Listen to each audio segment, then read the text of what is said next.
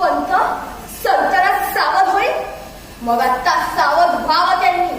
आणि म्हणूनच गर्जना करून त्यांना सांगायचे आहे की मावळ जाईत सिंहाची पिल्ल फिरत आहे. पंत तुमचं म्हणणं पटतंय आम्हाला.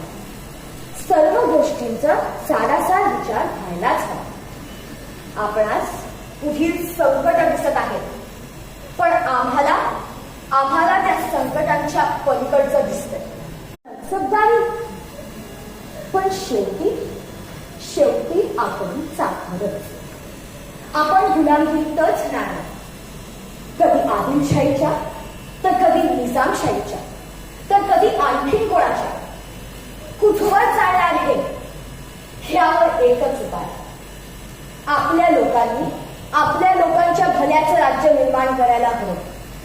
आपल्या रक्ताने आपल्या विजयाचा इतिहास लिहूया.